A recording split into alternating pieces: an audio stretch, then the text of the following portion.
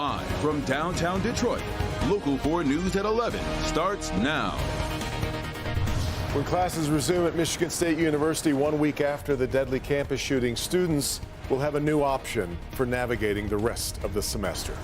We're glad you're with us for Local 4 News at 11. I'm Devin Skillion. And I'm Christy McDonald in for Kimberly Gill. Thousands of MSU students have made it known they feel that Monday is just too soon to go back to class. And tonight they are learning they will be able to opt out of getting a grade for their classes this semester. Jacqueline Francis live tonight on campus with the latest. Jacqueline, MSU calls this a credit or no credit option, right? That's right. Credit or no credit, or pass fail, I guess is what you could really call it. That option will be given to all undergraduate students. They have until the end of the semester to decide on that.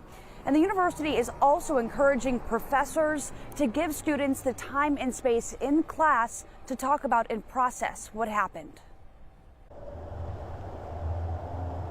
It's very weird around campus right now. Friday night on campus, things were quiet.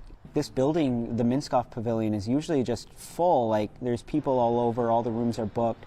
And it's weird to be in here and be in here all day and see maybe 2 people come by. Some Spartans saying Monday is too soon to come back. Nearly 19,000 students have signed a petition pushing for the university to offer a virtual or hybrid learning option. Us not getting grace and returning back to Monday after a mass shooting is absurd to me. The university announcing changes late Friday, offering all undergrad students credit, no credit options for the spring semester, while encouraging faculty to adjust syllabus expectations as needed to avoid trying to catch up on the time lost. One student telling us some of their professors have already canceled classes for all of next week, adding to the uncertainty heading into the weekend. I had a class at Berkey, and I don't know what that's going to look like next week.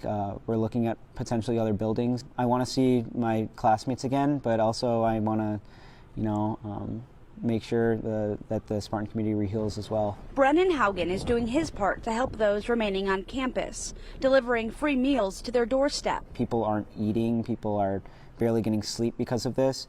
So we figured, why not put a meal in front of them if they're not going to be willing to walk to the dining hall, because it's very difficult right now for some people. There's a verified GoFundMe page for that student organization that's been delivering those meals as they plan to roll out a whole new project to help Spartans next week. We have a link to that GoFundMe on our website, clickondetroit.com. Reporting live from East Lansing, Jacqueline Francis, Local 4. Got it right, Jacqueline.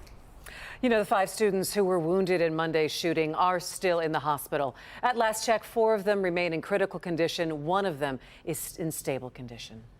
Visitation and memorial services for the victims have started to get underway. Alexandra Werner's family has asked for privacy in regard to her services, and that is a request that we are, of course, going to honor. Visitation for Ariel Anderson is set for Monday. The funeral set for Tuesday in Detroit. Brian Frazier's family, meanwhile, is welcoming cameras into his services that are set for tomorrow. And if you'd like to watch, we're going to live stream it on Local 4 Plus starting at 11 a.m. Tomorrow's men's basketball game in Ann Arbor is going to be played as scheduled, but the rivalry element will be set aside in favor of a show of support for MSU. There will be a moment of silence. The Michigan band will play the Spartan alma mater and pass out Sparty stickers. There will also be programmable wristbands blinking green and white, and they will light up the arena in MSU colors. And then they will fly a 12x8 Spartan Strong flag and will pass out 2,000 specialized green and white warm-up shirts.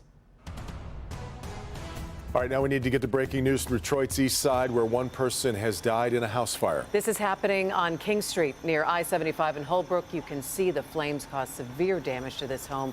We were told 3 people were taken away from the home. 1 did not survive. We do not have information yet on the conditions of the others or what caused the fire. So Ford's announcement came this week that it'll be opening an EV battery manufacturing plant in Marshall. It is now the 6th EV battery-related business in the state, which now positions Michigan as one of the top 3 in the nation in producing next-generation autos. Mara McDonald live downtown. For starters here, Mara, that's 2,600 new jobs for Marshall. It sure is, Devin, and those jobs are a great get for that entire community, but really that is the micro level of all of this. The macro is something that we're all going to be hearing a whole lot about in the coming years, and that is this state's ability to produce gigawatt hours.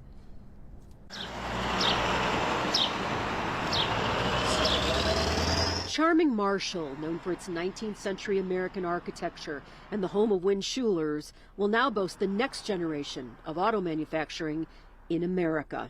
Winning the EV race is critical to our country's future and to our children's future. This week's announcement from Ford cements this state, along with Georgia and Kentucky, as the top 3 producers of electric vehicle battery manufacturing in the nation. Michigan will be able to produce between 97 and 136 gigawatt hours worth of EV batteries per year by 2030. We're going to make electric vehicles top to bottom right here in the great state of Michigan. And I am grateful to Ford, an American icon, for believing in Michigan. To put all of this into perspective, the new Marshall plant will be able to power 400,000 EVs a year with its 35 gigawatt hours. According to the U.S. Department of Energy, by 2030, Michigan will have a huge piece of the EV pie, which will be anywhere between 10 to 13 million EVs produced per year. The whole point of this project is to lower the cost of EVs so that normal people can buy them. Back here live, Ford expects to have its Blue Oval battery park up and running in Marshall by 2026. Meanwhile, General Motors has already broken ground on its new EV battery manufacturing outfit in Delta Township, right outside of Lansing. It expects to open it up by 2025. We're live downtown tonight. I'm Mara McDonald, Local 4. The stakes here just enormous. All right, Mara. Police in Oak Park today caught a peeping Tom in the act, and they are convinced they've helped end a deeply worrisome crime spree. A man was first caught on camera walking around carrying a ladder and propping it up against a house in Warren, and then peering inside. A surveillance team was set up after the report from Warren and others from East Point and Oak Park over the past couple of months. Today, Oak Park police arrested him. He was observed prying open a back window to a home that was occupied by 3 young kids. 16, 10, and 8, I believe they were. What his intent was, we're not sure, but we do know that these peeping Toms escalate. The man has already served prison time, and police expect more charges in the coming days. The U.S. says its efforts to recover debris from that Chinese air balloon are now over. The balloon was shot down almost 2 weeks ago off the coast of South Carolina. The Navy, the Coast Guard, the FBI say all of the debris is now off the ocean floor. Investigators say current analysis of the debris supports the conclusion that it was a spy balloon, despite the Chinese denials. Air and sea restrictions off the South Carolina coast have now been lifted. Now, as we've reported, 3 other objects have been shot down off the coast of Alaska, over Canada, over Lake Huron. No debris has been found in any of those cases, although the military says those objects were much smaller. Several reports say the object shot down over Canada may have been a balloon sent around the world by a hobby club in Illinois. The White House says each object posed a potential risk to air traffic alone, and therefore the U.S. was justified in shooting them down.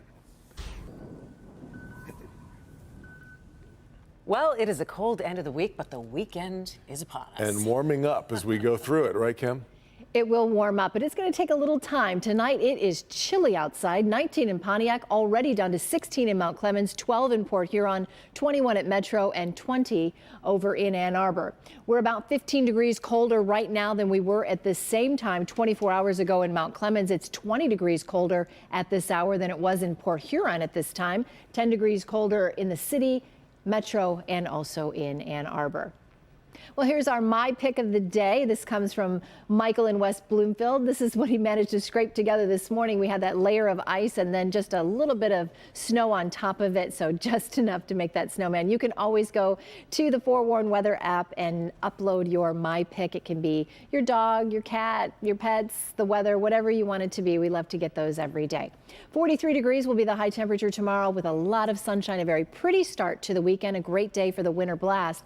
But keep in mind it's going to be breezy, so even though it's in the 40s, it's going to feel a little chillier tomorrow.